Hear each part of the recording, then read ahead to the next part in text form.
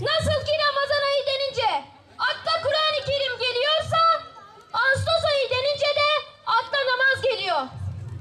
İşte bundan hareketle Kur'an Nefsi platformumuzun her yıl Ağustos ayında hayat namaz da güzeldir ana temasıyla düzenlediği namaz eğitimi etkinliğinin final programına hepiniz hoş geldiniz, sefalar getirdiniz.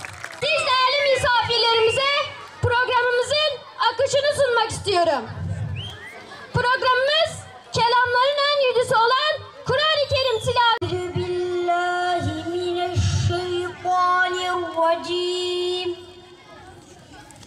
Bismillahirrahmanirrahim. İnne lil muttaqina mefazen hadaiqa ve a'naba ve keva'ibe etraben ve ke'sen dihaqa. Ulaşırım Allah'a. Namaz benim şanımdır. Secdeler dergahımdır. Günde en az 5 defa namaz benim ahdımdır. İki dünya cenneti kucaklıyor herkesi. Bu gönlümün neşesi, namaz hayatın sesi. Aksam mescidi yaksam, sana bir meşale yaksam, Kudüs'ün sokaklarında alev alev tutuştursam, alev alev tutuştursam. Evet, hadi namaz vakti, ezanı duymadın mı? Duydum, geliyorum. Sen git arkandan gelirim.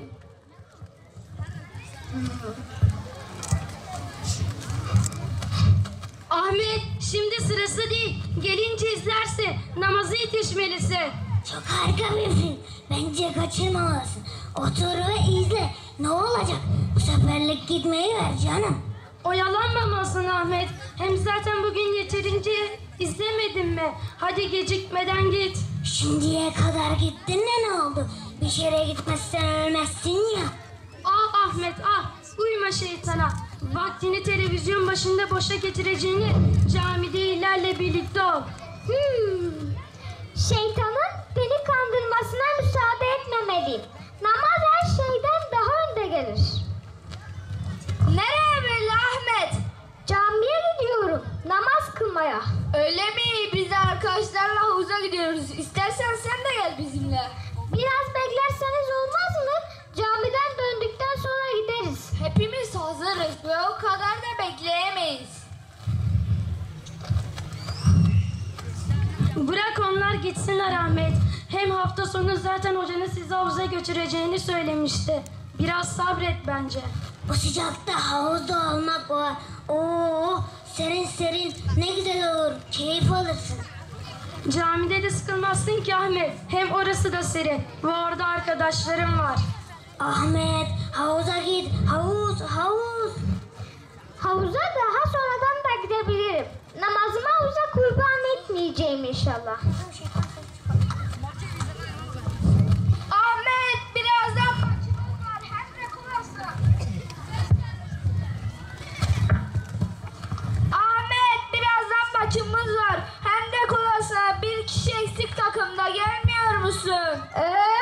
Bugün de çağıran ha. Herkes beni çağırıyor. Ama ben inşallah bunların çağrısına değil, beni camiye çağıran arkadaşıma uyacağım. Çünkü Rabbim beni namaza çağırıyor.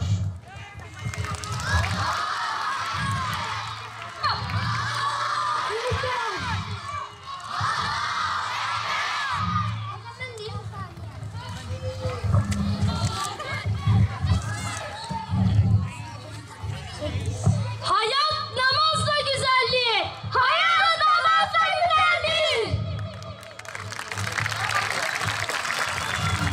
Aksam mescidi yaksam, sana bir meşale yaksam, Kudüs'ün sokaklarında alev alev tutuştursam, alev alev tutuştursam. Esselamu Aleyküm ve Rahmetullahi ve Berekatuhu. Euzu billahi mineşşeytanirracim. Bismillahirrahmanirrahim. Şimdi biz bugünkü hitabımızı kardeşlerimize yönelik gerçekleştireceğiz. Çünkü bugün onların günü. Şimdi burada güzel bir ortam var. Böyle cıvıl cıvıl, güzel, çok muhteşem bir ortam. Gerçekten sizler ümmetin onuru olacaksınız. Çünkü sizler şunun farkına vardınız kardeşler. Bizler ne yaptık? 2 hafta arayla, yani 2 hafta süreyle bir namaz öğrenmeye çalıştık, değil mi? Namazı ne bozar, işte abdest nasıl alınır ve benzeri şeylerle güzel bir oturum, güzel bir ders gerçekleştirdik. Onun akabinde şu an sizlerle buradayız. Şimdi ben sizlerle güzel bir anımı paylaşmak istiyorum. Zannedersem bundan böyle bir 4-5 yıl önceydi. Bir camideydim. Camiden çıktım. Çıktıktan sonra caminin bahçesinde bir abla gördüm, bir bayan gördüm. Orada tek başına oturuyor. Benim dikkatimi çekti. Dedim acaba bu bayan niye orada oturuyor? Şöyle bir 2 dakika, 3 dakika biraz vakit geçti. Bir de ne göreyim? Camiden 8-10 yaşlarında sizin gibi güzel bir kardeşimiz namazdan çıkıyor. Çocuk namaza gitmiş. Annesi onu caminin bahçesinde bekliyor. O çocuk namazını kılıyor. Ve annesiyle beraber buluşup tekrardan artık eve doğru nereye gidiyorlarsa oraya gidiyorlar.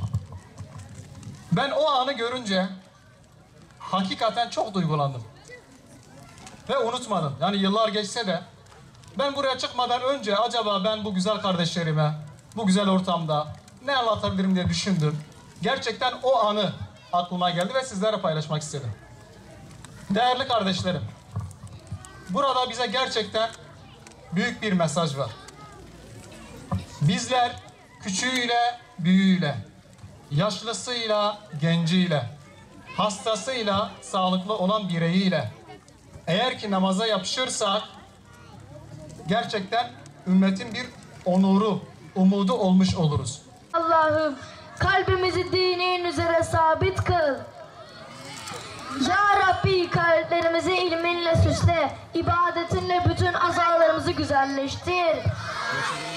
Takva ile keramete kavuştur. Allah'ım bütün çocuklara namaz kılmayı nasip et. Allah'ım şu an bombardıman altında şuraya düşen Gazze'li kardeşlerimizi imanından bize de nasip et.